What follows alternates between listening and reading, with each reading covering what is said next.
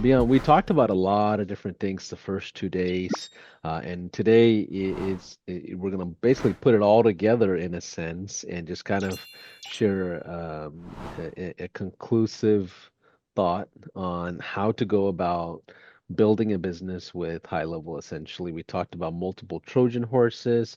Yesterday, we talked about some of the tech side of do's and don'ts and pros and cons of certain features. What do you have in store for us for day three? Today's the last day. I can't believe the 3-day workshop went by that fast. I know, yeah, right. In 3 days gone by super fast, but it's been amazing being here and being able to share the journey and the experience that I've gained over the time being in the high level space. But so today we're building more on top of day one and day two, right? Day one we majorly talked about what are the core features and how to package how to create a perfect package that's more of an entry level for businesses that also attaches to operational core of the business as well. And then yesterday we talked about some of the campaigns, the important campaigns that are needed, and we also went over a white label pitch deck as well on how to pitch the services to the local businesses if you are white labeling high level as well.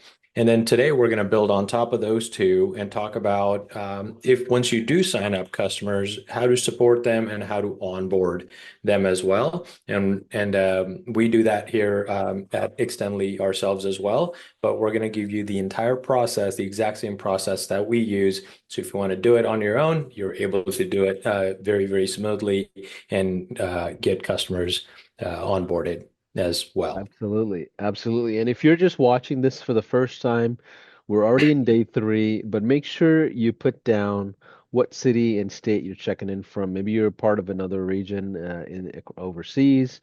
Tell us what country you're in and things like that. And you'll notice that we have intentionally turned off the chat inside of the Zoom. And with that being said, we will post a link to the Facebook page.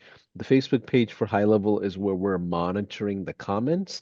And also on top of that, bear with me as I myself are on hotel Wi-Fi. I'm here at the Dallas Mastermind. So in case if I personally get dropped off, I'll make sure I'll jump back in. We have multiple co-hosts that are part of the Zoom along with Beant as well. So just want to give everybody a heads up in case if that happens. But either way, tell us what city and state you're from. And also Beant, we also have a 30-day trial that's part of this 3-day workshop. And Beant's giving away his academy. If you don't know much about the academy, I believe it's an award-winning course around high level, and you guys have gotten a lot of accolades around it. Can you just share some of the notes of what people will get if they jump into a trial as part of this 3-day workshop, just as we start? Yeah, yeah, absolutely. So there's definitely the 30-day trial. Normally it's a 14-day trial if you sign up for the high level plan. As part of this workshop, you're getting that to be a 30-day trial. There is our quick start SaaSpreneur snapshot that comes along with it, which helps you get started. And instead of you having to, go into a blank account and having to build a lot of the automations, a landing page, and some follow-up sequences, and some of those are already built in, pre-populated for you. We talked a little bit about snapshots yesterday, so if you were here, you know exactly how powerful they are, and you'll be able to get up and running with that very, very quickly. And then we also mentioned Course the, around high level, and you guys have gotten sorry. Up and running. Sorry. all Go right, ahead. no worries. Yeah. So yesterday and the day before, we also talked about the folks that were attending the webinar, the workshop, would also receive access to some of the bonuses that we talked about. One of those was the academy. We've got 3-level courses. High level themselves rated that course as the #1 place to go to and learn the benefits of high level and how to use high level. So that's yours 100% for free. If you go to our website, it sells for $4,995. All we asked you for was to be here, pay attention, take home some nuggets from here and actually apply them in your business. So hopefully you've done that already and you'll continue to listen today as well and learn and apply. And then you'll get access to that course as well. Along the way, we shared a couple of our other resources as well, and we're just going to throw those all in and let you have access to it. There was a pitch deck and there was a retention playbook, part of it, what we're going to talk about today.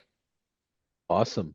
So let's get started with day three. If you all are excited, give us a one in the chat. And again, we are monitoring the comments on High Level's Facebook page, and that's the only place we have comments turned on. If you're in the Zoom room, feel free to stay on, obviously, but we don't monitor the comments because we want to make sure we save them, we interact with you over time, and things like that. So Beant, let's go right into day three. And I know you shared a lot of experiences from your pizza shops and franchises there, your security business, and I feel like you have multiple businesses in almost every sector at this point. Yeah. And you know what? That's sort of the beauty that I found out about High Level, that every single one of those businesses has High Level running at the core of them, right?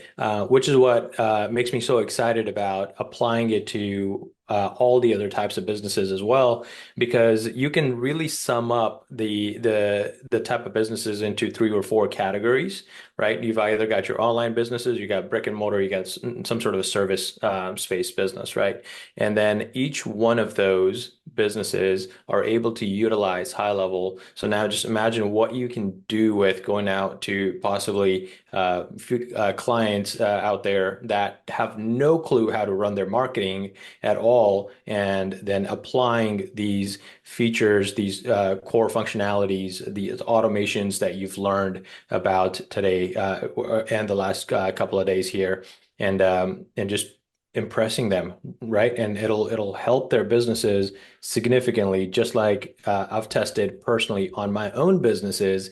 And because I'm so close to those businesses, I've seen the not dollars change from where they were to where they are, and how it improves every single time we implement. And now we've gotten even more and more advanced, but we started with yesterday. We joked around when I showed the workflow automation of our first database reactivation, right? It was literally two steps. And now we've got super advanced long workflow, which I don't recommend any of the beginners to use that at all. It'll just overwhelm you. But you'll get there as well as you optimize your business further. But that two-step workflow was able to give me the same type of results that this super long workflow is giving us. So it's all about how you use the automations. So let's go ahead and get started with this. We already learned about day one and day two. If you haven't watched those or you missed those, there are replays available. Be sure to go ahead and I believe this is the replay link. Yeah. So go ahead and visit here. I believe day one is already up. Day two will be up probably shortly, and then day three, after today is done, will be up momentarily thereafter as well. So definitely grab the link and check out those replays, especially because each one of the days is built upon top of the last one, just in case you're here for the first time. That way you'll get all the golden nuggets we talked about the last 2 days as well. All right, so the goal for today, first, we're going to go over support and onboarding. And then we're going to talk about how do you turn those customers into super fans, and why turning customers into super fans is super important for your business. And lastly, we'll talk about how you can redeem all the bonuses that we've talked about. So stay tuned with us and we'll get there as well. These are all the resources we talked about that were additional bonuses that were thrown in. So you'll get access to all of these at the end of today's session. All right, so happy wife, happy life, right? Similarly for businesses as well. If you've got happy customers, happy life as well. And the importance of having happy customers also means that it's a lot less stressful for you on your business operations as well. And it also means that growth comes naturally as well. This is why we want to focus on making sure our customers are happier, and or as happy as we can have them be in using our services, which is generally you want to be above expectations so that your customers continue to stay with you. And one of the things I like to mention is that your sales is really not what's making you money. Your sales activity is simply the last leg of your marketing efforts. It's the fulfillment team, the delivery team. Once that sale is made, that comes into play, that delivers on that promise that the sales pitch made, or the sales team made, or the sales video, whatever, however that sales mode is, that makes you money and actually keeps your clients as well. That's why fully supporting your customers after the sale is your duty, and you want to make sure that you act like that the job just began when the sale is transacted, rather than I've just finished my job, I don't need to worry about it now, right? So if you have that mindset of, hey, we just made the sale. Now we've taken on the responsibility to deliver to this customer. You'll do great in business generally, right? But if you're on the opposite mindset, and you're thinking, hey, we just made the sale. Now the job is done. I don't have to worry about it. You'll likely have some trouble. So you want to take a look at how you're able to adjust that to be able to deliver on your promise as well. And a successful onboarding is what opens the door to a long-term customer life cycle. So we want to make sure we talk about that here in just a second. So what do you think that would happen if you made the sale and didn't deliver on your promise, or delivered very poorly? What do you think? You think your customers are going to just stay and say, okay, no worries, we'll continue using the product, although we're not getting what we want? No, they're obviously going to just ask for a refund, or worse, they're going to say, charge back. I'm going to call my credit card company and we're going to charge back because this company's not communicating with me. And I feel like I got taken advantage of and I'm not getting what I was promised, right? Those are all the things that would happen. So you want to be sure to communicate with your clients very, very clearly. And you want to make sure to set up very clear expectations so they know what they are getting. What's important is right after the sale is made, now you've got to communicate again what they've just purchased so that they know they have exact clear expectations of what they just received. Because sometimes what also happens is they've been to, a few of the competitors, shopped around, maybe they've gotten different ideas and they've confused conversations together, and then they finally made the decision, right? And they may be thinking, wait, I thought you said this, which is why you want to have those clear communications as well, so that their expectations are clear from the get-go and it doesn't result in any confusion. And now you get to have a client that you can cherish for a longer term. Also, don't overwhelm them with too much right out of the gate, right? Don't send 20 emails or messages saying, do this, do that, and then this, and then that, right? Put a sequence in place. If you've got a lot of information that you want to communicate, do it in a sequence where it's short and sweet each time, and you're communicating a step by step. You have that information organized for them as well, so it's easier for them to understand, even if there is a lot of information to share. All right. So with that being said, we talked about that onboarding is important. So I'm going to go ahead and share our 7-step onboarding process from sign up to setup, right? So this So is when, before you go further into what you're going to teach on this, yep, I want to address a couple of things here as people are kind of trickling in.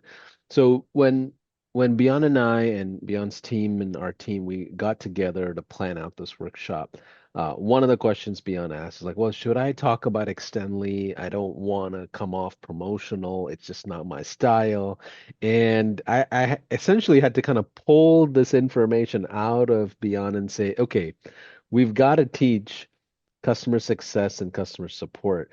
When you run a company that handles thousands of customers around high level, and a lot of them are SaaSpreneurs, they're digital citizens that you support. So I asked him, hey, can you share your best findings when it comes to onboarding? So the information that Beant's about to share and kind of go through, it's from a lot of trials and tribulations, and I promise you, it's from multiple reiterations. He's got a team of 100 plus, and there's plenty of competitors for Beyond as well in the community, and there's other people that we work closely with as well, and it's not just Beyond. But I want to tell you, pay attention to what he's going to share today.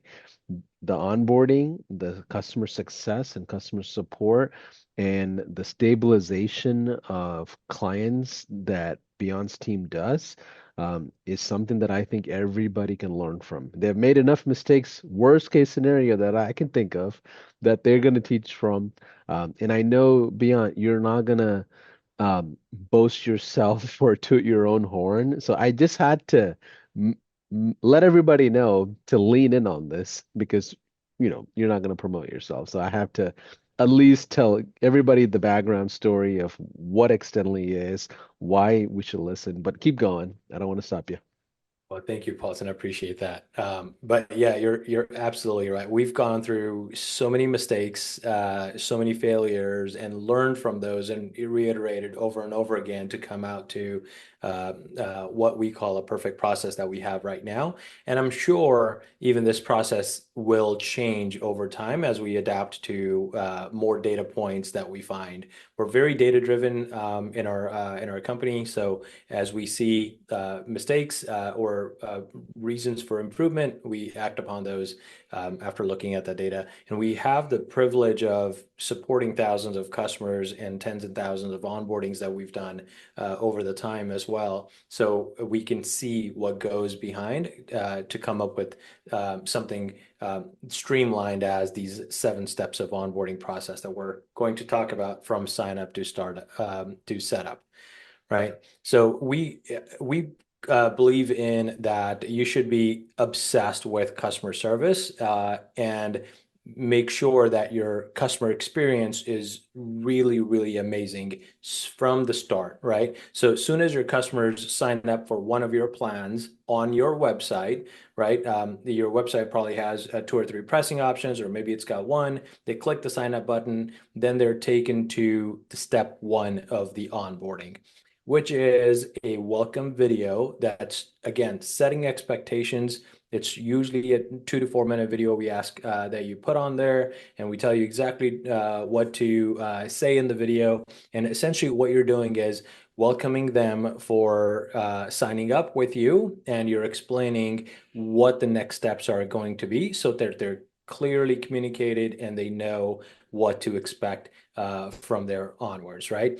This isn't the only place this is done. There's also an email that would go out that communicates something similar as well, but we want to make sure that it's also done in a video format as well. And And then, and do you find that the video itself, that it's better to put your face on it versus a yes, bunch of graphics? Because we've seen yeah. huge differences in a human talking versus a bunch of fancy graphics. Absolutely. So we actually had exactly that. Originally, our first version was a graphics with text and then a voiceover, right? Because we were trying to make it easier for customers to just put it up on their page as well. Then our version 2 was a human talking but without a face, right? And then we got to, okay, it actually looks a lot better if you're a person, and especially if you're someone who's connected with the company, right? So when you put your own face on it and talk, people pay a lot more attention and they feel a personal connection with that person who's talking on that video. Just because this is an online business, it doesn't need to be impersonal at all, right? So you want to make it as relational as possible. And when people see each other, people see real faces, they're bound to trust them more Yeah. and create relationship bound with him. And So and just for context, right now we're doing the brick and mortar workshop. So this context that we're sharing is for you as a digital citizen to onboard your brick and mortar customers, right? Your brick and mortar customers are not going to set up a video that explains what's inside of a pizza, Right. flavors. Like they don't need that. So this is Right. for B2B experience for you as a digital citizen or SaaSpreneur, agency, whatever, onboarding a mom and pop shop, helping them understand what is necessary in what order. So let's keep going. What is step two? Yeah, so in step two, there's a simple onboarding survey where we ask a few questions. There's two or three steps in this survey that helps us collect the important information that's unique to their business so that when collected, you would have access to that information instead of asking them over the phone or over the Zoom or something like that. They'll just put in all their information, generally personal business information, all that goes in there. And now you're able to on the back end go connect. If it's someone who's using our team to do it, then our team does that for them. So step three is they're asked to book a tech call. We actually do two calls with customers. The first one is a tech call. The second one is a training call. Originally, and now this is where the iterations and the mistakes and the improvements come in, right? So just like we talked about the three phases that video went through, which is such a small thing, and this calendar booking system also went through a few phases as well. So we used to do one call that would last hour and a half sometimes, and we found it was way too much for people to take on. They were being overwhelmed by the end of the call. So we divided it into two calls. The first one is a tech call, literally come in, set up your stuff, and then take a break and let's schedule a training call. Now you can learn exactly how to use the system on a day-to-day basis. So when a tech call is booked, they're scheduled in with if you're using our team with our team. Otherwise, you would have something similar to schedule with whoever's going to onboard on your side, and they'll show up. They'll have reminders go out leading up to the call so that you can set up. And I strongly suggest you divide it up into at least two calls because we found that when we did the one call, it was way too much for the end user. Now, you and I are marketers, right? We understand the software. We will make every effort to learn this software, but your business owner has 20 other hats they're wearing, and marketing isn't necessarily their strong suit, right? So something for you and I is common sense to understand, and it comes naturally to us. It may be a foreign language to them. So be very, very patient with them as well. Again, you're not wanting them to learn the entire software in as detail as you need. They just need to know exactly how to use it for the day-to-day interactions with their business, which we do go through in the second call. And that's why the tech call is not letting them set up everything on their own. Do some hand holding so that you get past the point of, oh well, I didn't even know how to set up, so I just canceled. Right? You don't Yeah. want that to happen to you. Yeah, it's an interesting point because back in my old agency days, I differentiated not knowing I was differentiating. So like the the access points like Facebook page, the websites, and all these different things was handled by the IT people. So the dentist would be like, "Well, I got to connect you with Joe who handles all my tech stuff." And then the training, I did it actually in person. I would fly into their location, spend a couple of days with them, and teach them how to do sales over the phone, and I would show them different dashboards I had built, and I would train the front desk. So the difference of a tech call versus a training call is like talking to the IT person of the business versus the front desk of the business who's handling sales. But you just reminded me of the old clunky old ways I used to do onboarding, flying into locations left and right. That's I'm glad we're able to do this over Zoom today. So I know, man. So step three is making sure they have a calendar in place, right. essentially. Okay. Yeah, making sure there's a calendar in place that is in line with your checkout process, so that now everything we're talking about is literally in line with your checkout process so far. This is where after this step is where it'll break into other steps, but so far, your customer has filled out the onboarding survey, they've scheduled a call, and now they're booked on your calendar to start the onboarding call with you. Now, going into step four, we've received all the information that someone on the team goes back into your sub account of the information that you've already received from that client and starts to update that account. Whatever information you've received, there's generally custom values. You're using a snapshot. And that's the beauty of the snapshots, right? You're not going, oh my God, I got a new customer and I got to load everything in from scratch for these guys, right? You already have a snapshot of some sort that's pre-made, pre-designed for exactly what you're offering them. That gets loaded in. And there's these things called custom values. You simply go and update those custom values to the appropriate relative information of the business that just onboarded with you. And now the whole thing could be customized just for that business without you having to make a lot of changes to it. So that gets done. And thereafter, on the tech call, we're helping them connect domains, calendars, and any other integrations that there may be, like social media accounts, your Google business profile, right? Zoom, if they need to have Zoom connected, getting the phone number sorted out, going through the ATP process, and getting all of that out of the way. Anything that would overwhelm them, that's feeling like, oh my God, this is way too much tech stuff. We're doing the hand holding for them, and it's someone who's done it hundreds of times, so they know exactly what to do, how to go through it, and the customer doesn't feel the grunt of it at all. And they're like, okay, great, I'm glad I have you. And the best thing that happens on these onboarding calls is the customers usually leave really impressed. Wow, that was an amazing onboarding call. I got everything set up in a matter of half an hour or 45 minutes.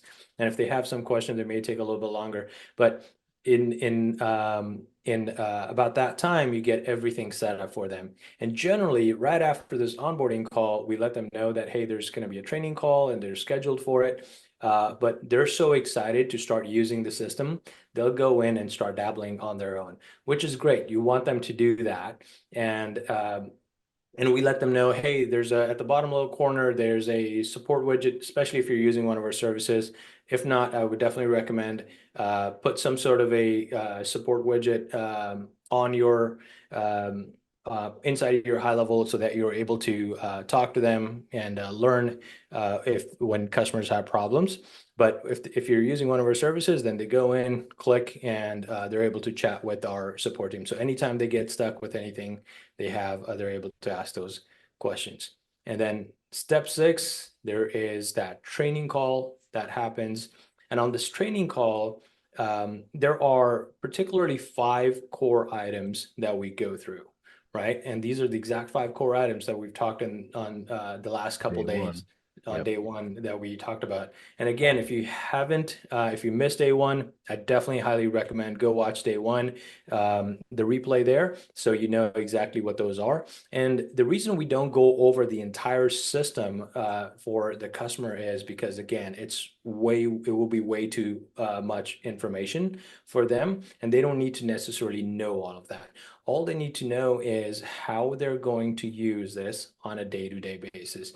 The number one feature that they need to know about is the conversations inbox, because that's where they're going to communicate with any sort of messages coming in, phone calls coming in, right? Alerts coming in to them, and also making sure that they have the mobile app downloaded on their phone as well, so that they're easily able to see alerts. Remember, most of your local businesses are not going to be sitting in front of the computer at all times with your software open and on their desktop, right? They're going to be running around doing other things. So you want to have that mobile app downloaded as well. And I believe, Paulson, I'm going to rely on you for this one. There is a stat around mobile app. If a mobile app is downloaded, there's Like something around 91% or something adoption for a customer. Something ridiculous like that for SaaS. But I think the key is it's not even the fact that it's mobile app, it's the usage that mobile app provides, right? So if you can get your customers to use the thing that you're essentially providing for them, you will probably win. So even if you got, customers to a point, there are logging into their desktop, and they're constantly logging in pretty much every single day, or you're sending out notifications every single day, odds are in your favor for them to adopt long term. Now, step six beyond, here's what I'll tell you from what I've seen. It's Mhm. kind of a slippery slope for a lot of people because the excitement maybe you and I or the folks that are on this call have around technology in high level is quite elevated, right? We all look forward to cool things that are happening in the world of marketing, and Sean rolls out another coming at you video, and we're like, oh snap, like we got to do everything AI tomorrow, and we're excited. And a lot of times we project that excitement to the customer on step six. Yes, you have this training that you know you're supposed to follow, but because you're excited about a couple of other pieces of the software, you will fall trap into opening up other areas of the software and being tempted to sell them on things that are not part of your normal sales process. And then all of a sudden, you look up one day, you've got a bunch of custom projects. That's right. It's the worst possible thing that can happen to a SaaSpreneur, you having a bunch of custom projects. That was like totally against the whole point of doing SaaS in general. Can you speak to that beyond? I'm sure you've seen that couple of times with agencies that you support in the past. Yeah, matter of fact, I've been guilty of it myself as well. So, I've got firsthand experience on that, and it's definitely not fun. Custom is so difficult to scale, so difficult to scale in any amount, and it's so time consuming, right? Which is why I would urge you, and I know exactly that's what Paulson is pointing to, that don't get involved in the custom stuff of things because it'll hold you back from Yeah. progress. But Yeah, and it comes from the capabilities, right? You get excited about a capability. You're like, you know what? I've got this chat widget. Let me tell you about the chat widget. It's this new thing that nobody's ever seen, and it's if you touch it, it's going to be a gold rush. Like we have this entrepreneurial optimism that's a trap, right? And a lot of those things don't get exposed unless you're in a scenario like this with the customer, where they're in a learning mode and they're right, trying to understand something new, and then you overshare, right? yep. It happens to the best of us. But yeah, what are some things that happen after step six? Yeah, so and there's a time to share those excitements around those other features as well, right? But the core of this training is that you want to stay constrained to just the features that are the core that you talked about and not share anything outside. Because again, now you're confusing and overwhelming that customer, which increases your chances of that customer churning, canceling, and not even utilizing the software. So the opposite effect of what we hope would happen happens in that case. But 3 months down the road, 6 months down the road, feel free to send out emails alerting them about, hey, we've got this cool new feature that does X and Y. Now you have that chance to upsell them and cross-sell them into other services. Now, step seven from there is that if we definitely recommend record all the calls yours if you're doing the onboardings yourself, so that and you share those calls with your customers. We also do the same thing. We record every single one of our calls that are happening on the onboarding and training. We share it with you. We also share it with your customers as well, so that they can refer back to it if need be. And we always tell them, especially if you're using one of our services, that there's that support widget on the bottom right corner. Click on it. There's 24/7 support available. Use it anytime so that if you run into any sort of problems, they're there. There's also knowledge base articles. We find a lot of people are also self-starters as well, and they don't want to go ask for help. They just rather look up and search something. So there's a knowledge base article on almost everything high level, unbranded inside that knowledge base that can represent as a white label knowledge base for yourself as well. And that is the end of the 7 step process that we talked about. Next, I'm going to get into how we turn those customers into super fans. So I love it. As we get into the next segment here, what was your takeaway so far? Out of the seven steps, tell us which step was the most interesting to you. For me, the one that stands out that I've seen is separating the calls, the tech calls versus the training calls. That separation makes such a huge difference for most experience. It always stands out to me. And it usually is an advanced person that separates it. Like the new agencies that are starting out in SaaSpreneurship, they combine it all into one. They slap it onto their account manager and hope for the best, and that's not realistic in the long term. But tell us which step you are most excited about, what resonated with you the most, and I just wanted to just kind of hear feedback from a lot of you that are watching, and I'm I have the Facebook page open here, so I'm seeing some of the comments. So thank you for that. Yeah. So turning customers into super fans, or I guess affiliates too, right? While we're at it. Yeah, absolutely. I mean, it all comes into play together there as well, and that's the purpose of it, right? When you give your customers such a great experience and a memorable one that they are going above and beyond to spread the word for you, right? And that's exactly why, in a nutshell, you want to go that extra mile to turn those customers into super fans. I mean, take a look at some of the larger companies out there. Apple, for example, right? There's Apple users who would fight an Android or a Windows user any day over how excited they are about and how much better the Apple devices are, right? And sometimes, as a matter of fact, a lot of times Android has a lot more features that the Apple device may have, or Windows has a lot more customizable ability than the Apple device has. But these guys are so bought into the idea of that they absolutely love and they're willing to do whatever and have arguments around why their product is better. And they have no stake in the company at all, right? Zero stake. They're just a customer for the company. And that's the level of service and excitement and attachment you want to provide to your customers. Now, it's not that hard to do so. There's just a few critical steps that we have to follow to be able to get there. And I'm going to share exactly that with you. So give your customers a memorable experience and be the service that delivers above expectations is what creates a super fan, right? We are all super obsessed, right? At Extendly, we're all super obsessed with making sure customers are happy, and you should be as well. That should be your number one duty, being super obsessed. I don't believe there's a better way to do business than be super excited and super obsessed about making sure your customers are happy. That's what delivers a great experience all around. And that makes your team members also super happy because they don't have to then deal with customer complaints all the time. In fact, now they're dealing with customers that are coming in and singing praises about the product and the service, which leads to your team members providing an even higher level of service because they are also bought into the idea that we actually do a great job for our customers. So that's extremely important as well.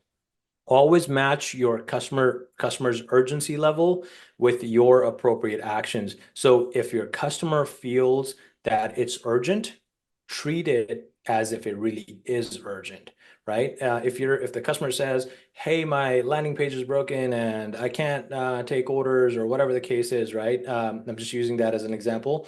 And you're saying, "Oh, it's okay. It's just a landing page. We'll get to it when we get to it." Now that customer is going to be super upset about that fact that you didn't treat their sales process urgently enough. But instead, if your response was, "Oh no, we're so sorry to hear that. Let me get someone on there as quickly as possible, and we'll take a look at it right away and get it fixed for you as quick as possible." Now you're still saying almost the same thing, but you've rephrased it to say to match your urgently or match the urgency level with their urgency. You didn't say that, "Hey, we're going to fix it right now and it'll be up and running in 2 seconds." You're suggesting that we're going to take a look at it and we'll have someone fix it as soon as possible, but you're phrasing it to match their urgency level. There's a big difference in when you say things like that versus "we'll get to it when we get to it" type of a statement.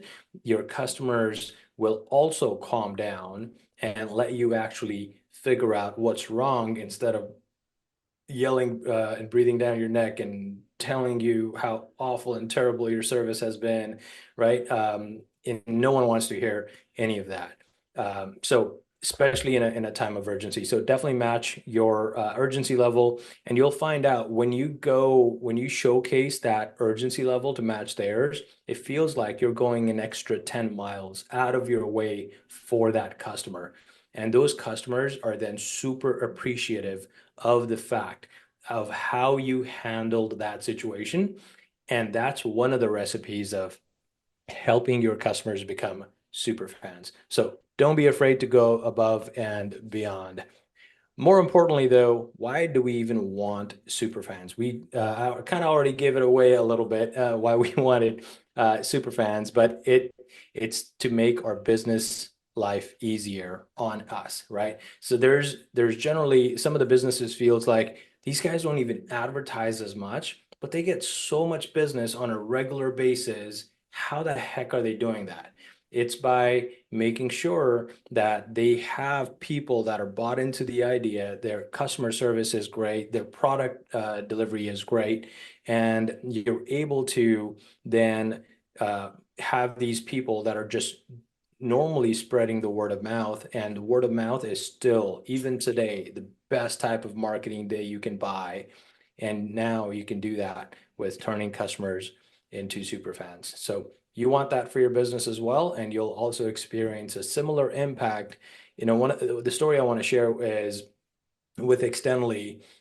We weren't the first company out there that started providing support. There's another company that has been in the business for much longer than we have, and I think we're almost half of the age as they are, and they also do a great job as well, right? But we caught on fire so fast and grew super fast to now we're pretty much neck to neck with them because our customers spread the word so much about us.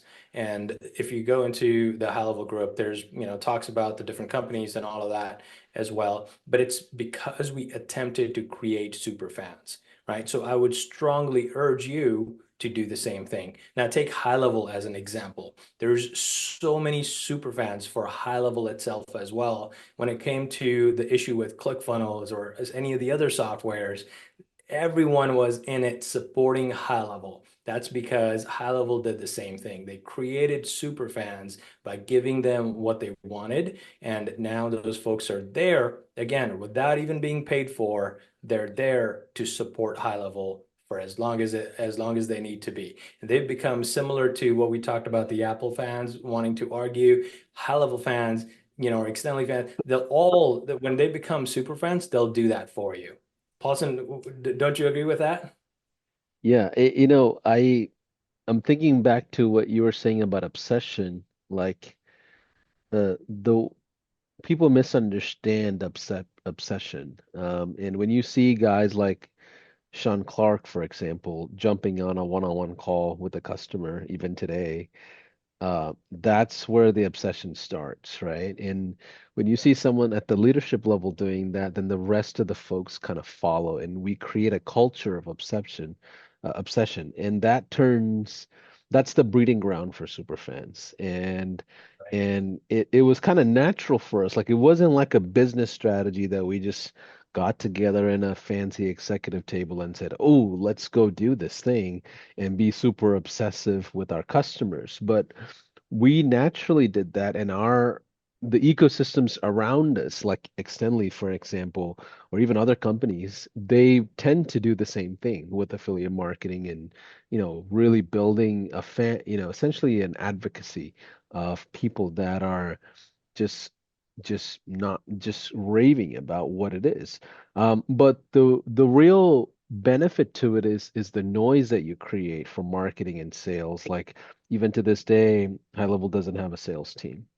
It sounds crazy, it's unbelievable. Like when we went through some of our funding processes, that was like fascinating for a lot of those folks that invested into the company. They're like, how is this even possible?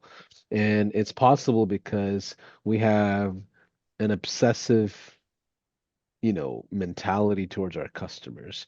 And the difference between customer experience versus customer obsession is that you go above and beyond in the customer success. They're not just there listening to a fancy concert.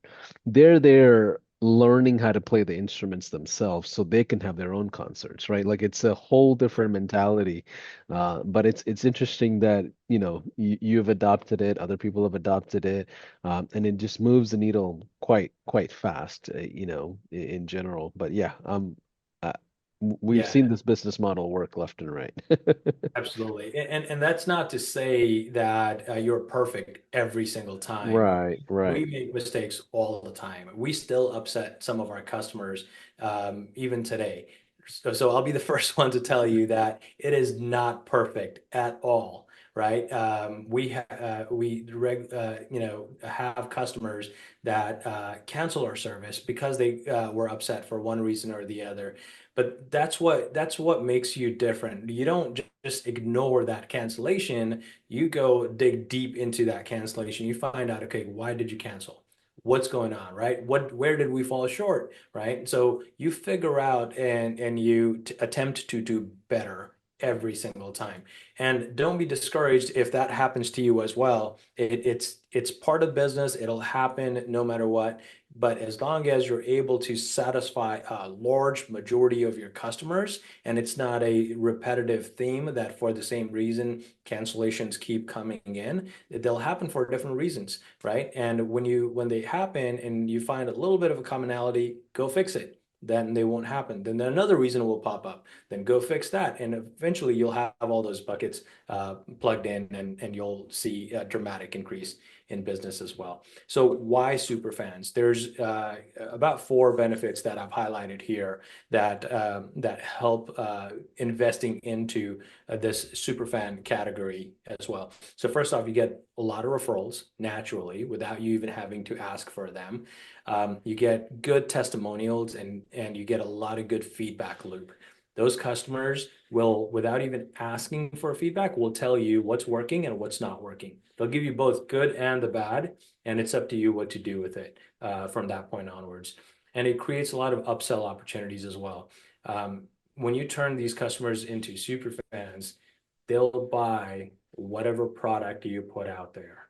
Um, doesn't matter what it is. Obviously, you as a business owner, you're not going to just put out crappy products because you want to protect your reputation as well. And you want to ensure that those super fans continue to have a great experience.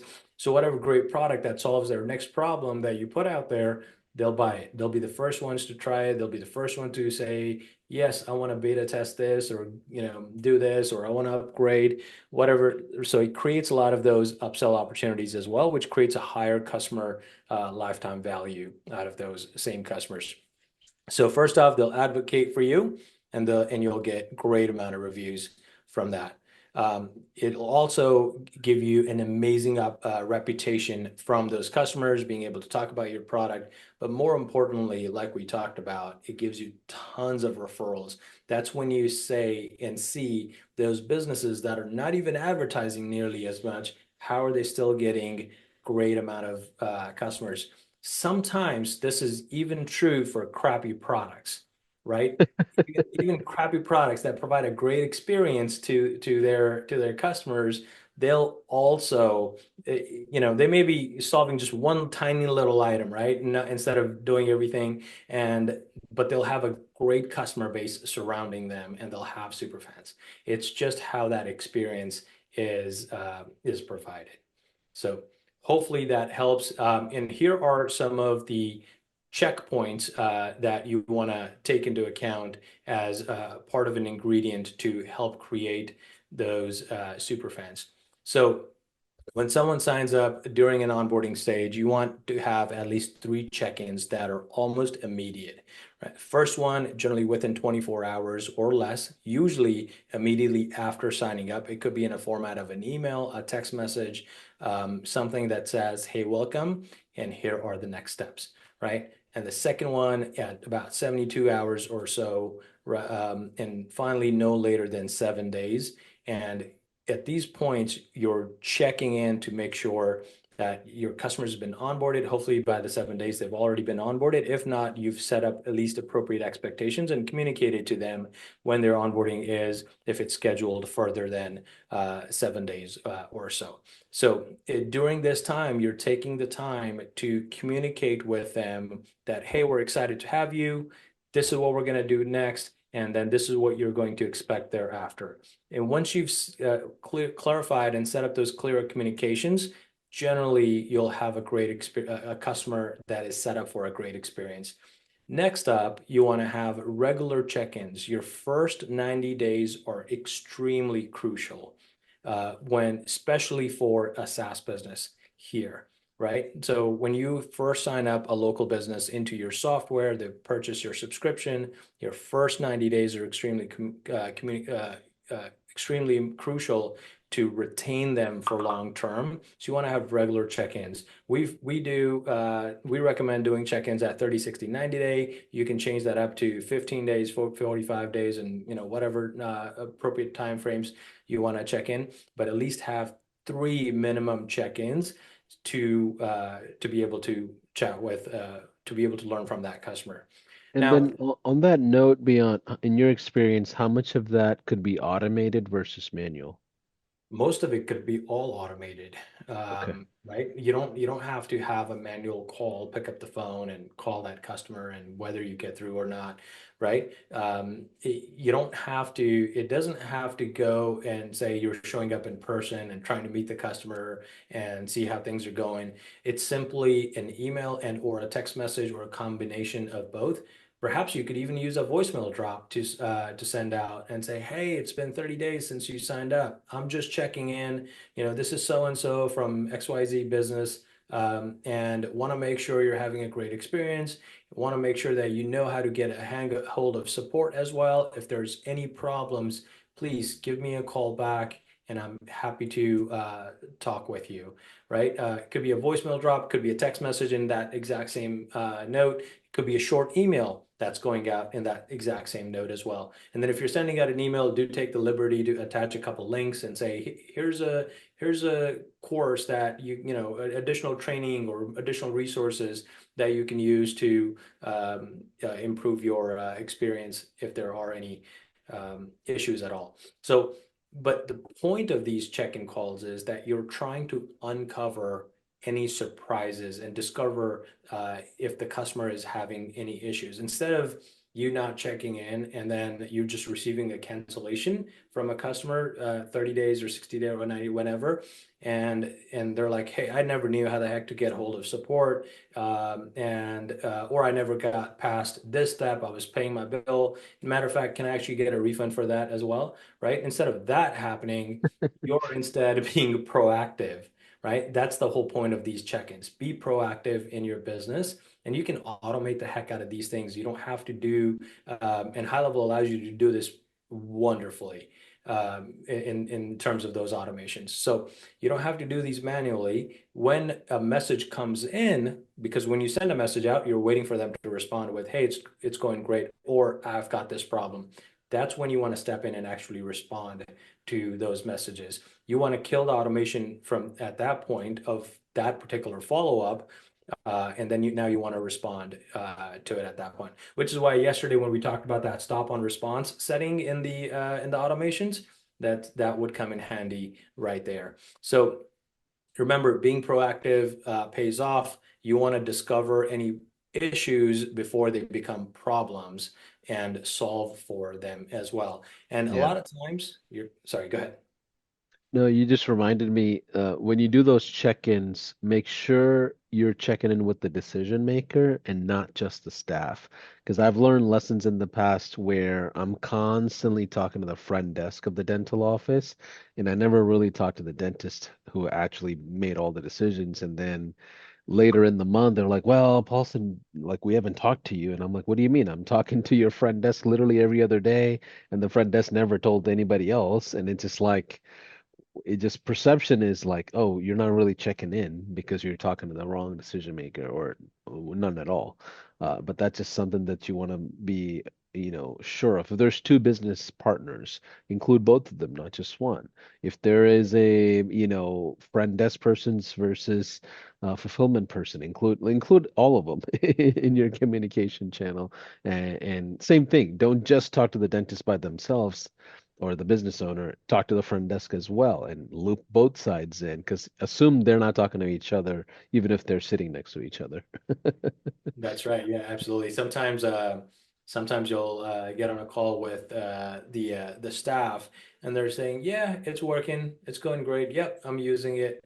And then you talk to the owner, and the owner's calling in for a cancellation. Wait, well, what happened? I just talked to your staff, and they said everything was fine. And you're like, "No, they're telling me that this sucks. They don't know how the hell to get a hold of you guys, and they've tried calling you X many times or messaging you." Right? So that expectation is completely different from what they're telling their boss, the owner of the business, and versus what they're telling you. So get it directly from the boss, the owner of the business, and Yeah. you're in the clear. I want to pause here to ask real quick. What do you guys think so far? Is this helpful content to you? If you're wherever you're streaming from, or if you're watching later, would you please comment and let us know that way when we check on it, we know that this is actually helping and we're able to provide you the exact process moving forward as well. I'm going to continue on with this, but just wanted to see if folks are The temperature check. Yeah. yeah, a little temperature check there. All right, sounds good. So let's uncover by being proactive. And a lot of times you'll also hear great things as well, right? It's not everything is negative, but we want to plan against the customer's negative experience so that we can make sure they have a positive experience and they become a long time customer as well. Just like yesterday when we talked about doing a database reactivation on day one and day two, and it's how much cheaper it is to bring back an old customer that's already doing business with you versus going to go acquire a new customer. It pays to be a lot more proactive and spend a little bit more on that customer that you've just acquired than going out to acquire a brand new one to replace that customer. So pay attention when those customers sign up with you, especially with the SaaS model, because you're likely selling the product or the service on a recurring revenue basis. That recurring revenue stacks up really, really fast when you have a really low cancellation or a churn rate. And it's a night and day difference when each month you're able to bring on, let's say, just 10 customers or 5 customers, right? By the end of it, you're going to have 120 or 60 customers. And each of those are paying you $300 a month, right? That's a lot of revenue per month you've generated. Now going into, for example, month 13th, let's just say it's January, you've got 120 customers paying you $300 a month in that 1 month.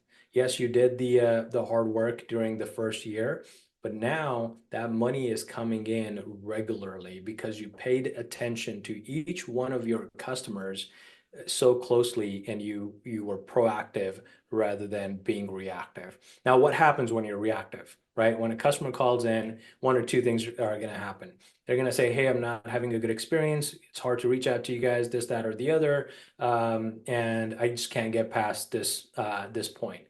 Then the customer's going to say, "Can we please cancel?" And maybe they'll even go far and ask for a refund as well, right? So you, as a business owner, you're going to say, "Well, I'm sorry to hear that," right? The general response. And instead, can we please take a look to see where did you get stuck? Perhaps we can help you solve.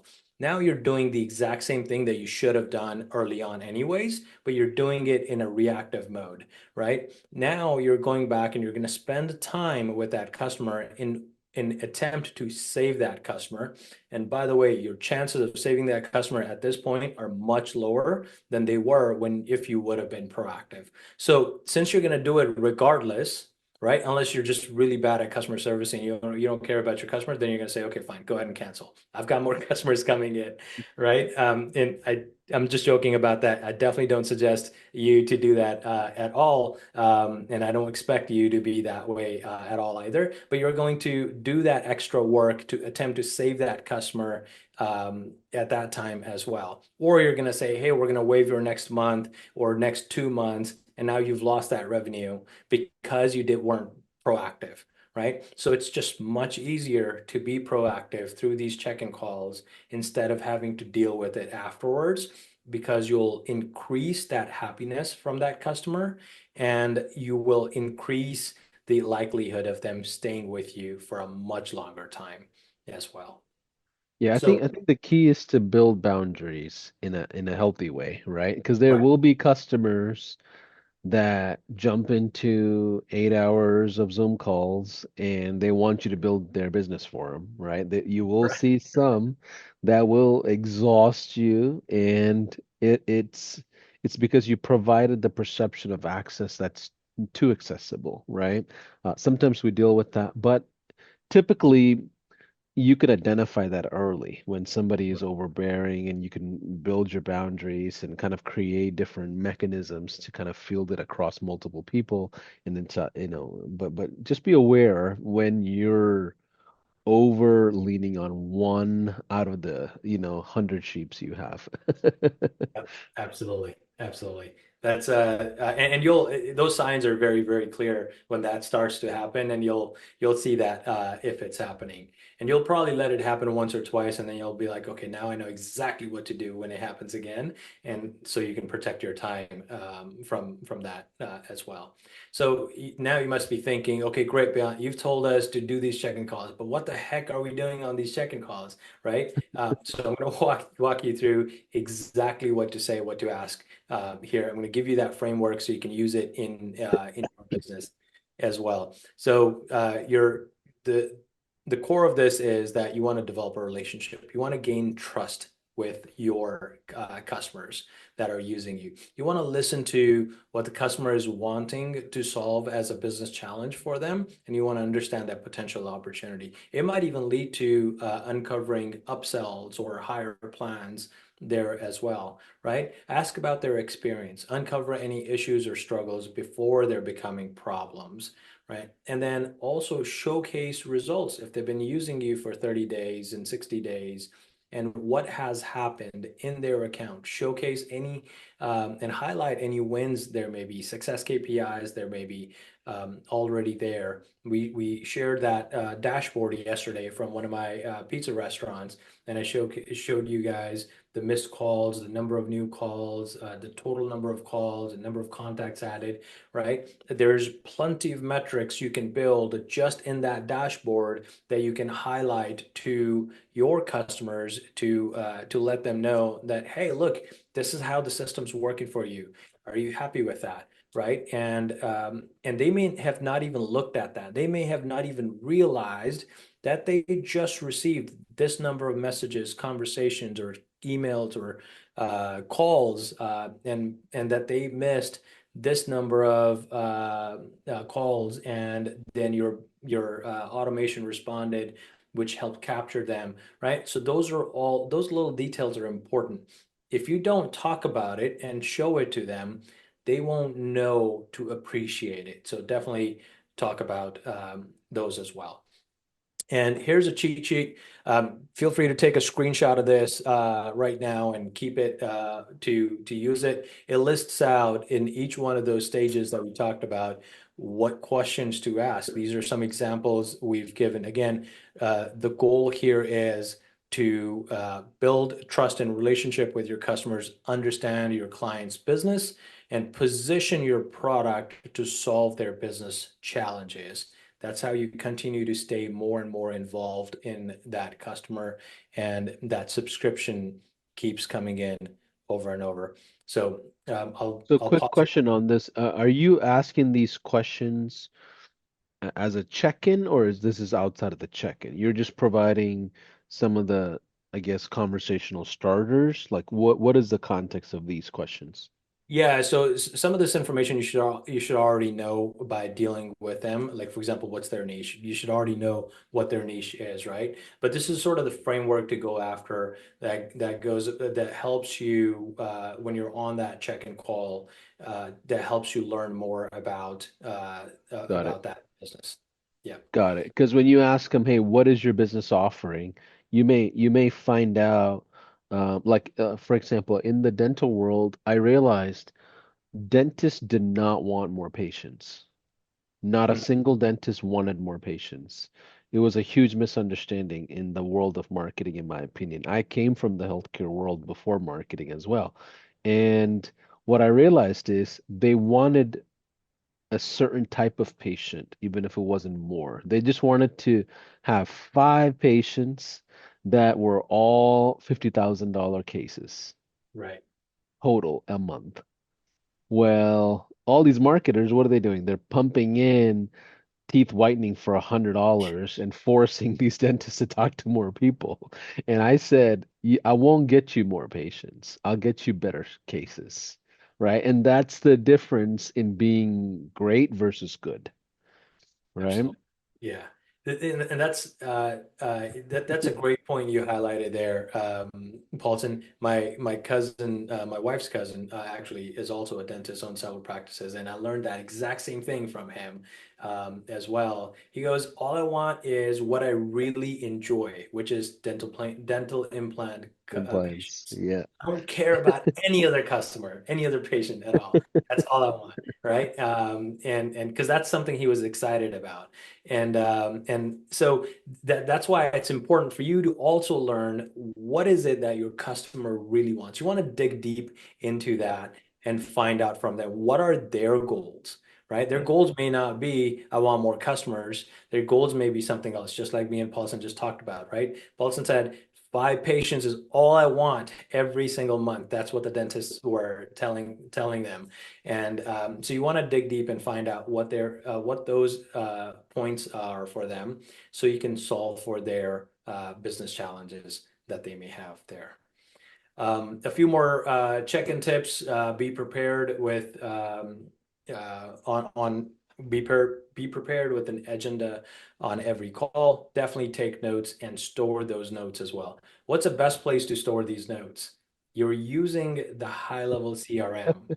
There is in every single conversation contact box, there's a little icon on the top right that says notes, right? Click on that, type in your notes there so that they're easily accessible for you, and use those notes anytime you need to go back and refer to them as well. So definitely take notes. And if someone's told you that this is their business challenge and what they're looking to solve, now review that and see how you're able to solve that with your product and service. Or how can you get them closer, whether it's one step or two steps closer with your product and service, and then perhaps position it on the next call that you may have. Hey, last call we talked about, you were saying XYZ about this. And you know what? I thought about it, worked with my team, and here's exactly how we can solve that for you. Do you want to try it out? Right? That's a great way for you to upsell into that opportunity as well and continue to excite that customer for you. And a pro tip here is clear communication is extremely important. Showcase your energy and enthusiasm for that customer when you're on that call. No one wants to talk to almost a dead person that doesn't want to be there, right? People want to know that you're also excited about helping them as well, just as much they are about using your product. So definitely take showcase your energy and enthusiasm there. So be sure to do these calls for every single one of your customers and do them consistently. That's how it pays off. If you do this for this customer, but not for that customer, this customer, but not for that customer, so that's not going to be helpful. And your first 90 days, like I said earlier, are extremely crucial.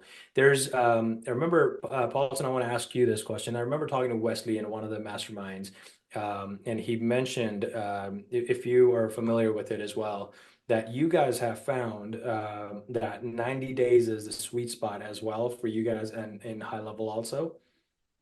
Yeah, so the way we map out our customer success support and experience is we start at negative 14 days, Mhm. 0, then 14 days, 30 days, 60 days, and 90 days, right? So what I mean by negative 30 days or negative 14 days, it's the trial period, right? So when you're Right. doing software, the first 14 days, the day that they make a payment is day 0, right? So some people can go from 14 to 0, 12 to 0, 30 to 0, um, 1 to 0 because they exhausted the entire trial period.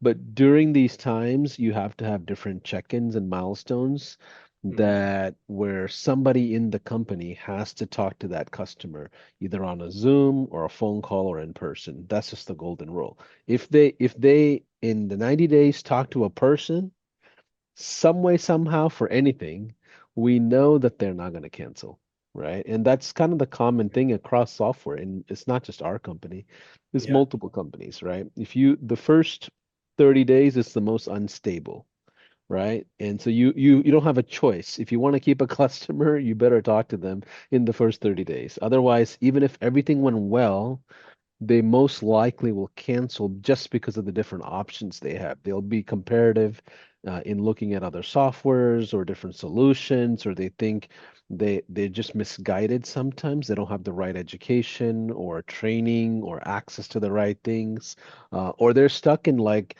a corner of the platform. They're just stuck inside of one of the sub accounts and they didn't even know agency view existed until 30 days goes by, right? Can you imagine that? Right? So there's different layers of complexity, but this is what we've found, negative 14, 0, 30 to 60 to 90. These are different milestones our entire team pays attention to. But this is a requirement for us. It's not even an option. And good thing is that our negative 14 days quite often starts with Sean Clark himself jumping on a call. So it's like the CEO of the company is going to get on a call with you. So he checks off like three different milestones in one. Pretty easy for us. But he loves doing that. He's not doing it by choice. He's obsessed with customers. There you go. So, if a CEO of this large of a company can do it, when you're starting off, you can definitely afford to do that as well with your customers. And the difference you see of in the customers really appreciate that extra care that it's you yourself jumping in with them. I know there's times that I've done that as well with my with our customers, and it is amazing to see how excited they are, just the fact that you're giving them that amount of attention. So I can't believe what the excitement might be when Sean jumps on with the folks.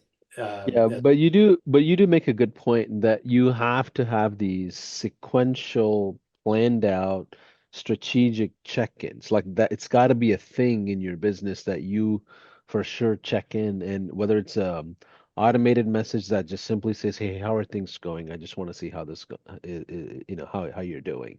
And if you can relate to them with the notes, like I wonder, I don't even know, maybe you can tell me. Are there ways to take the notes and turn it into a custom value in a text and be like, "Hey, I know we talked about these things.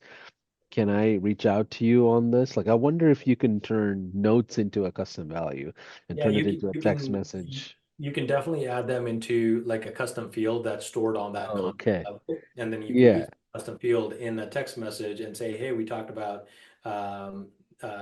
these. We have so at Extendly we have this thing called a status update, sales status update form that every one of our every time we have a call with a customer that we fill out, and Internally, you fill it out. They don't even internally, know we about fill it. it out. Yeah, they don't Okay. even know about it. So we fill it out internally, and it's just about what happened on that call, right? Oh, It logs it automatically in the notes section, and and then it has a field that says, "Do you want to send out an email to the customer as well with the conversation recap?" notes, then there's a separate field that says conversation recap notes. So here we can type in, hey, I told you I'm going to send you this or send you that, or we talked about X or Y, right? And then an automation fires off when you submit that in a few minutes. That gets delivered to them. And the That might have been the golden nugget of the whole workshop right there.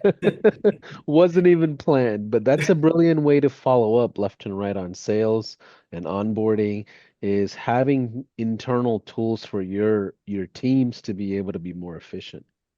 Yeah, absolutely. They don't have to go into CRM to look for that contact or anything. This is delivered to them in their email, and they can do this at the end of the day. We ask all of our team members to do it as the call is happening, have it opened. So because it's fresh in your mind, you're doing it right then. You're putting in those notes. You're not trying to come up with what did I talk about with this, guy or girl. So and that makes the customer also feel great that you weren't just one of those guys who said, hey, I'm going to send you this, but then they never got an email from you and they're having to follow up. In fact, Brilliant. that email came in almost immediately after that call. Brilliant. Brilliant. It always is interesting. You feel different when somebody sends you a meeting recap or a meeting agenda in the beginning. It's like you take the call seriously, you take the Yeah. conversation seriously, you take the person seriously. So let's keep going. Let's keep going. Yep. Fantastic. All right. So the last part on the check-ins is actually there's a couple more slides after this. So ask the right questions, solve their business challenges, and they'll definitely be ready to buy more from you. And as a reminder, I've said this on all of the past 2 days as well. Keep things simple, right? And don't be a pushy salesperson. Let it be natural, and that's what customers appreciate this day and age. All right. So in between those check-ins, your customers also need reliable support from you to make sure that the product or service you delivered or the promise you made is also theirs. There's various different ways for you to provide support. We do all of these for you as well if you're one of our clients. Even if you're not, I definitely recommend you have some of these in place so that those customers have a way to be able to reach out to you. And don't be afraid of even getting on the Zoom with them. That personal touch is amazing with those customers. And we know that because so if you go to like the extendly reviews or something on Google, right? If you Google that and you'll notice as you start reading, you'll notice there's a lot of people's names, team members of our team mentioned in there. And that's because the customer has felt that personal connection with them and they go above and beyond and say, hey, you know what? You helped me solve this. And then we hear from our customers as well. They get reviews that are listing our team members' names on their reviews. And they're like, this is great. I know because this member doesn't even work for me. And so it must be from your team. So that feeling is amazing when you continue to create that personal touch. So provide support through live chat, every software support. That is a minimum expectation, whether it's 24/7 or not, or if it's just business hours, doesn't matter. Give them a way to connect with you. Even if it's a ticket model where they can send you a ticket, give them a way to connect with you and have help articles available that they can use to self-serve support as well. One of the most important things I also want to talk about next is providing consistency in your product.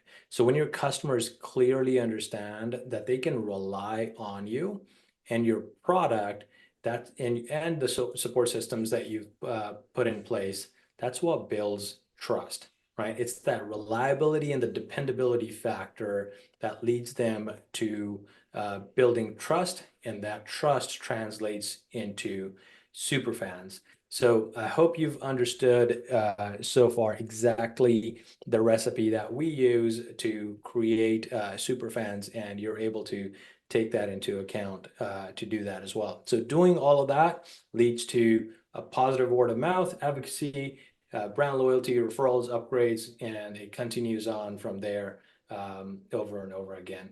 there is a one secret hack that I want to talk to you about right after this. And this is something that most of us intentionally or unintentionally just completely miss. If you're ready to hear what that secret hack is, go ahead I need a and drum roll now. Everybody type in drum roll. It's getting me excited. There we go. Type in drum roll in the let's see a little bit of engagement in those Facebook comments there, or wherever you're watching this live stream for. So, are you guys ready? Here we go. Three, two, one. All right. So the secret hack that most of us miss is that a great customer experience starts with your team, right? That your team needs to be treated respectfully, and because they are the ones on the front lines. They are the ones that are talking to your customers. And if you don't have a team yet, don't worry, but keep this in mind whenever you do have a team. But your team members, so let's go through a little example here. Let's say you're not you're the type of business owner who's just always angry at your team members and yells and says every time they make a mistake, and you're like, "What the heck? Why'd you screw up?" This and that, right? And that's making them feel terrible. And they're about to have a call with your customer. Guess what sort of attitude that they're going to go in with? They're not going to be happy themselves, and the customer's going to sort of see that this person doesn't even care, right? And that reflects back on your company, that your team doesn't care, meaning your company does not care, right, about that customer. But instead, if you let it slide and you are there, okay, fine, no worries, we made a mistake. Let's figure out how to solve this, and you made yourself part of the mistake to help solve that solution so that it doesn't happen.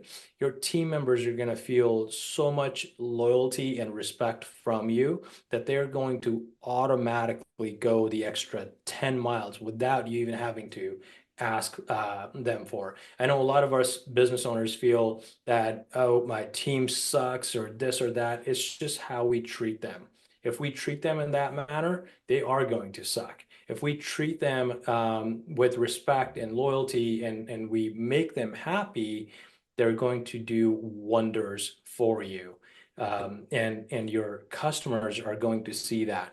Every single one of your team members represents your company, right? They're not just representing themselves, they're representing you and your company. How do you want you and your company to be represented in front of your customers?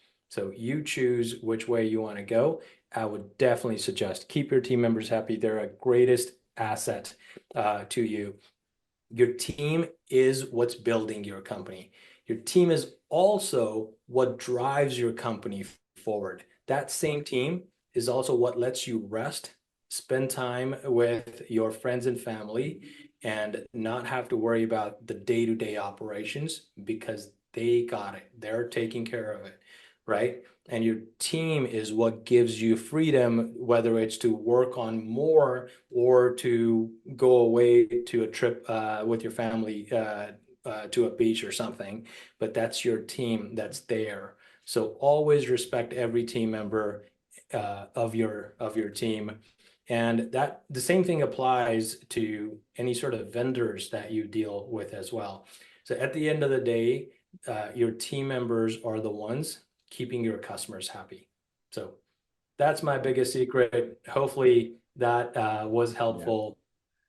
Yeah, I would also pay attention in how your customers treat their teams, right? You will Right. see different types of cultures and different types of um, rhythm in how a mom and pop shop is ran. It could be a group of family members that are in the back kitchen to the front office to, the delivery trucks or whatever. Like you'll see different dynamics, and you want to really study and understand how they all function together. Because quite often one person is bought into the change of software or marketing and the other person is not. And you're having to battle between, or you're stuck in between both dancing, right? You're having to prove yourself to one person while the other person is fully bought in.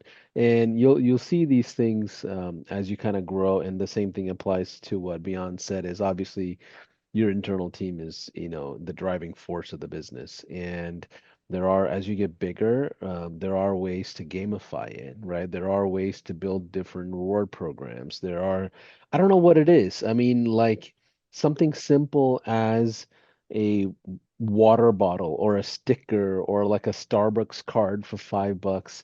It doesn't, nobody even cares about it. But the fact that you can win something just because of your performance, and it's just like it drives people crazy that they want to win something. So we've tried gamifying internally with different ways and different mechanisms, and I think a lot of sales teams do that as well. And these are engagement tactics, but at the end of the day, your team should feel like you care.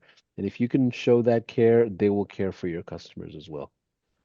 Absolutely, absolutely. They definitely will. And again, they're the ones on the front lines, and they're the ones dealing with your customers, and they're a reflection of you and your company as well. I'm sure you want that to be presented very well. That brings Love it. us to the end of day three. And if you been to this workshop and haven't signed up for high level yet, I would strongly recommend that you take advantage of signing up for high level. This is a huge opportunity not to be wasted and not to at least miss learning about. It's definitely changed things for me. It's changed things for a bunch of agencies that we work with on a regular basis as well. And you hear, if you go into the high level Facebook group, you hear people talk about how amazing the platform is as well. I'm sure you'll hear some of the folks sharing their frustrations as well. That's why I said everything is not perfect. We're not perfect, right? But a lot of times it's just mostly user error. They just don't know how to do a certain item there. But if you reach out to support, I'm sure someone's going to be able to help you and help change that experience for you. So definitely recommending you to sign up for high level and take advantage of the bonuses that are being offered as part of this workshop. There's not going to be a better time to sign up and get the 30-day free trial, and that just doesn't happen. Yeah. And I also want to reiterate, if you already have a high level account, and one of the things we asked is that you watch and join us for all 3 days, you do get the academy, you do get the bonuses and the snapshots and things like that. And all those will be available at gohighlevel.com/Beyond Sing resources. If you go there right now, it's an empty folder, and we know that. But later on today, by end of day today, we'll upload some of those resources that are provided to you if you're an existing customer. Obviously, if you're an existing customer, you don't need to cancel your account and start a new trial under this. We'll make sure these resources are available. That's one of the cool things about education and high level is that we make a lot of these collaterals and things like that essentially free to you as long as you're part of our high level family. Obviously, a snapshot, you can only install it inside of a high level account. So you have to have a high level account to use one of those. But it is a 30-day trial in case if you're on the fence. Beyond provides a ton of resources, their courses, snapshots, a ton of cool things that I think you should take advantage of. Replays are available as well for all 3 days. So today I'll upload these videos to our production team within the next hour and a half, 2 hours or less. We'll have the replays up at gohighlevel.com/Beyonce replays, and you'll be able to watch all three. And I think you can change the pace of it and watch it faster and slower and take notes and go click by click and all these different things. Awesome, fantastic. Well, guys, thank you so much for joining us and being with us for the 3 days here. Yeah, And if you missed the day one or day two, definitely go back and watch yeah. those on the replays. Yeah, day one, we talked about the different offers that are relevant to brick and mortar business. This whole workshop is around brick and mortar, right? How do we go into a mom and pop shop and help them kind of stabilize and operationalize software? That's really what we talked about. Day one was around the 4 or 5 offers that are relevant to them. Day two was additional tech. We talked about workflows, email marketing, and sequences and funnels and things like that that are relevant to them. And today we talked about some of the common practices around onboarding, around customer success, and things like that. So make sure you watch the replays. Beon, if you want to stop sharing, you can. Yep. Special thanks to you and your team, Beon. You guys were so easy to work with. I know it took us almost a month and a half or even longer, I feel like, to plan all this out. A lot of hours went into building out the content, providing resources, building out the resources, making it all available, making sure we can attribute all the right links to the right things. So the a lot of hard work behind the scenes that make me and you look good on a screen here. So kudos to the teams behind this. Absolutely. Absolutely. We couldn't have done it without the teams. For sure. Beyond any last words to the digital marketers that are on the fence about high level, and we can close out. Yeah, no worries. Like I said, it's not too late to test out this opportunity, and it's definitely life-changing. It's the entire concept has already been proven and trusted by hundreds and thousands of other people.